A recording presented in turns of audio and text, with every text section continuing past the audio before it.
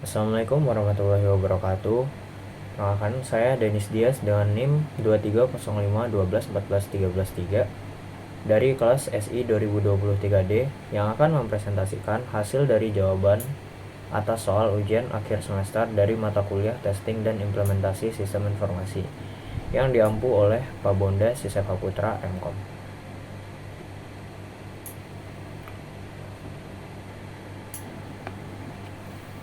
Oke, untuk soal pertama adalah sebuah sistem informasi inventaris yang mengalami penurunan performa secara tiba-tiba setelah update. Analisis kemungkinan penyebab masalah dan susunlah langkah sistematis untuk mengidentifikasi dan memperbaiki masalah. Jadi penurunan performa pada sistem informasi inventaris biasanya terjadi karena bug atau ketidaksesuaian dengan kode baru yang tidak terdeteksi saat pengujian. Hingga kesalahan konfigurasi saat pengembangan dapat menjadi alasan utama terhadap penurunan performa. Kurangnya pengujian performa sebelum implementasi menjadi faktor penting yang sering diabaikan. Cara mengidentifikasi dan memperbaiki masalahnya: pertama, lakukan monitoring; kedua, analisis log error dan event system; ketiga, lakukan rollback ke versi sebelumnya; 4, jalankan kode review dan audit modul baru; 5, evaluasi dan optimalkan struktur database termasuk indeks dan query; 6, lakukan pengujian ulang; dan 7, validasi hasil perbaikan. Jawaban untuk soal nomor 2, Anda ditugaskan untuk merancang skenario pengujian beban untuk aplikasi yang secara dinamis melayani ribuan pengguna simultan. Jelaskan bagaimana Anda merancang pengujian tersebut dan metrik apa saja yang dibutuhkan. Untuk jawaban nomor 2, untuk merancang pengujian beban pada aplikasi yang melayani ribuan pengguna, pertama, saya akan memahami pola penggunaan aplikasi seperti frekuensi akses, jenis aktivitas, dan distribusi waktu. Simulasi ini disesuaikan dengan skenario nyata, misalnya 30% pengguna login, 50% menjelajah halaman, dan 20% melakukan transaksi. Jika memungkinkan, pengujian juga dilakukan di lingkungan yang menyerupai kondisi produksi agar hasilnya lebih tepat. Metrik yang dibutuhkan: yang pertama, response time; yang kedua, throughput, yaitu jumlah permintaan yang dapat diproses dalam satu waktu; 3, error rate, presentasi dari error; 4, resource utilization, yaitu penggunaan CPU, RAM, hingga bandwidth; 5, yaitu concurrency handling, yaitu kemampuan sistem menangani banyak koneksi secara bersamaan. Untuk soal nomor 3, dalam proses implementasi sistem baru, Anda menghadapi resistensi dari sebagian pengguna utama. Buatlah strategi konkret berdasarkan pemahaman psikologis dan teknis. Untuk strategi mengatasi resistensinya, pertama, saya akan melibatkan pengguna sejak awal, terutama key users, dalam proses perencanaan dan uji coba sistem. Kedua, sediakan pelatihan yang praktis dan bertahap. Ketiga, komunikasikan manfaat sistem secara langsung. 4, tunjukkan quick wins, yaitu hasil nyata dalam waktu singkat untuk meningkatkan kepercayaan pengguna. 5, tawarkan dukungan teknis yang cepat dan mudah diakses. Yang keenam, kita bisa mengidentifikasi dan dekati pengguna yang paling resisten, berikan perhatian khusus, dan bantu mereka beradaptasi secara bertahap. Untuk soal nomor 4, sebuah sistem manajemen data sering mengalami ketidaksesuaian data antara berbagai modul. Identifikasi kemungkinan akar penyebab dan buat prosedur pemecahan masalah. Jadi data yang tidak sesuai antar modul dalam sistem manajemen data biasanya disebabkan oleh ketidakkonsistenan dalam proses sinkronisasi data akibat perbedaan skema database atau format data yang digunakan oleh masing-masing modul. Selain itu, integrasinya juga tidak stabil, kesalahan dalam pemetaan data, dan ketidakterpaduan waktu pembaruan juga sering menjadi penyebab utama. Untuk prosedur pemecahan masalah, pertama itu kita bisa lakukan audit data secara menyeluruh untuk mengidentifikasi pola ketidaksesuaian. Yang kedua, evaluasi skema database dan pastikan semua modul menggunakan definisi data yang seragam. 3, terapkan mekanisme integrasi yang solid. 4, bangun sistem validasi dan verifikasi otomatis. 5, jadwalkan proses sinkronisasi data secara real time. 6, buat log transaksi dan versi data untuk membantu penelusuran dan audit jika ada konflik. Yang ketujuh, adakan interview rutin antar tim pengelola modul untuk menjaga koordinasi. Soal nomor 5, saat pemeliharaan sistem berjalan, ditemukan bug yang sulit direproduksi. Rancang pendekatan troubleshooting yang sistematis untuk menemukan dan memperbaiki bug. Pendekatan yang bisa saya lakukan adalah yang pertama, kumpulkan sebanyak mungkin informasi yang berasal dari log, laporan pengguna, bahkan hingga screenshot.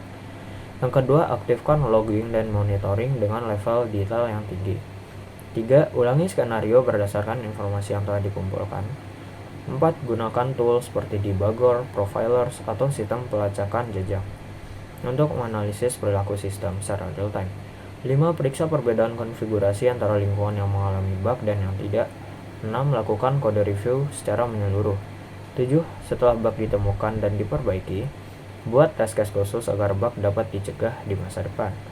Yang ke-8, dokumentasikan seluruh proses dan hasil untuk referensi.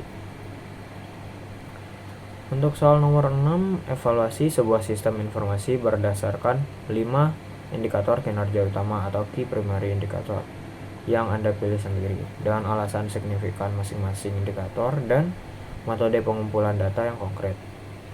5 key primary indicator yang telah saya kumpulkan, yaitu yang pertama user satisfaction. Alasannya karena indikator ini penting karena pengguna yang puas cenderung lebih produktif dan menerima sistem dengan baik. Metodenya yaitu kita dapat melakukan dengan kuesioner atau survei menggunakan skala Likert. Yang kedua, indikator sistem uptime atau ketersediaan.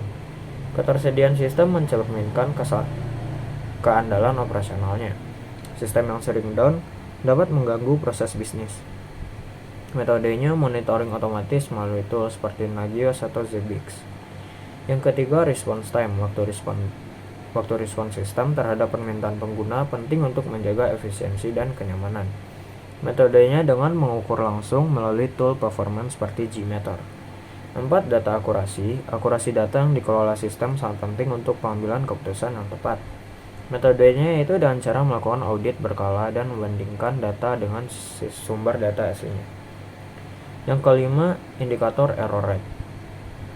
Frekuensi error atau kegagalan proses dalam sistem menunjukkan stabilitas dan kualitas. Jika error rate tinggi, menandakan perlunya perbaikan pada sistem. Metodenya dilakukan dengan analisis log error harian atau mingguan menggunakan sistem pelaporan otomatis. Soal nomor 7, Anda mendapat permintaan untuk melakukan uji coba pengguna user acceptance testing pada sistem yang kompleks dengan berbagai tipe pengguna.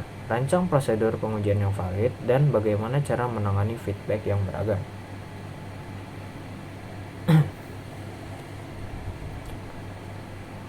Prosedur yang valid dan efektif yang telah saya rancang itu yang pertama, lakukan identifikasi dan segmentasi tipe pengguna utama berdasarkan peran, tanggung jawab, dan kebutuhan dalam sistem. Kedua, rancang skenario pengujian yang realistis dan representatif, mencakup proses bisnis utama, tugas rutin, dan kondisi edge case. Yang ketiga, susun skrip uji lengkap dan langkah-langkah rinci, input yang diperlukan, dan hasil yang diharapkan untuk memandu pengguna menjalankan pengujian. Yang keempat, tentukan kriteria keberhasilan yang terukur, seperti waktu penyelesaian tugas, tingkat kesalahan, atau kepuasan pengguna.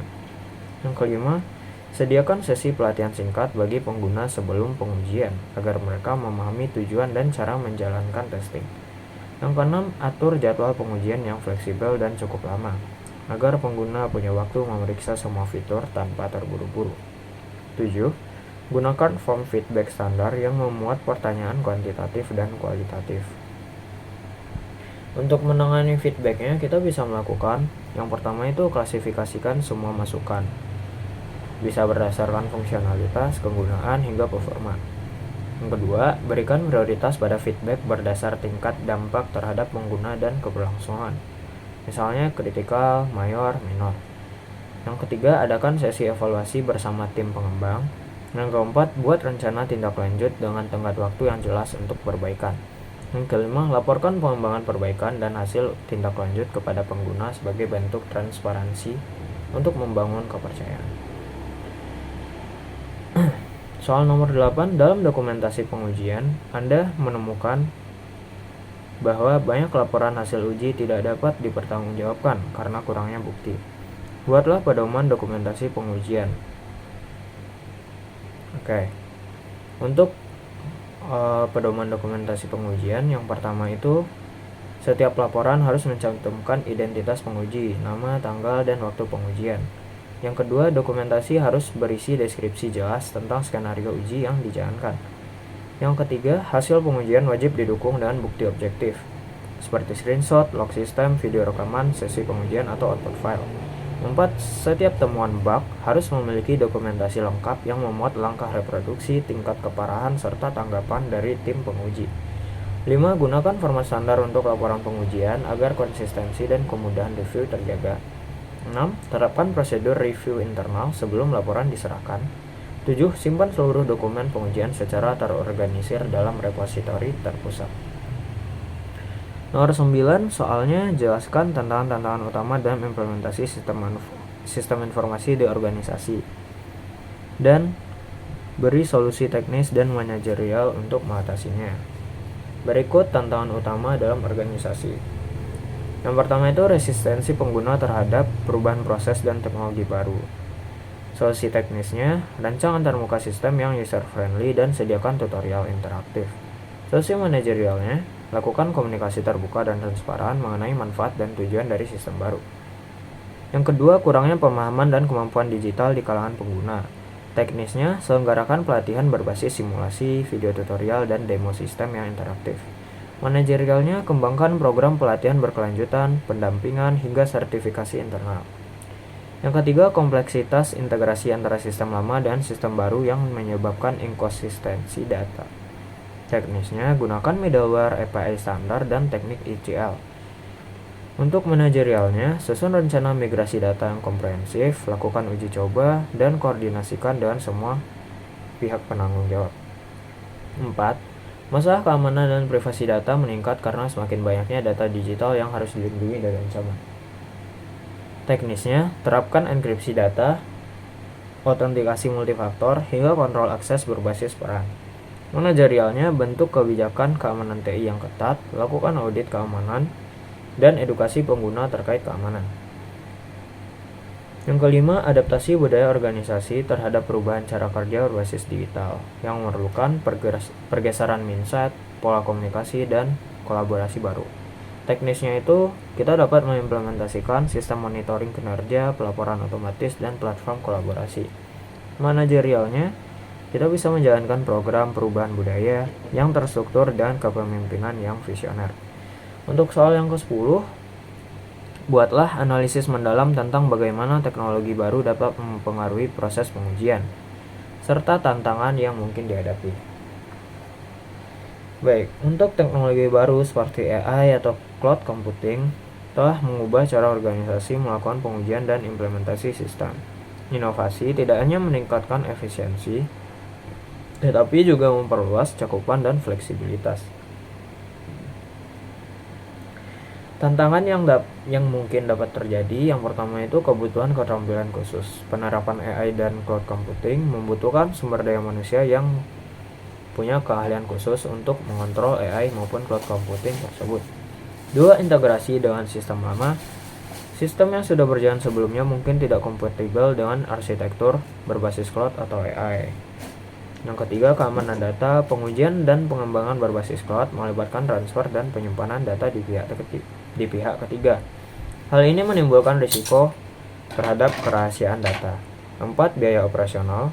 Meskipun cloud mengurangi biaya awal, penggunaan layanan secara intensif dapat memberikan biaya yang semakin besar seiring jangka waktu. Yang kelima, ketergantungan pada vendor layanan.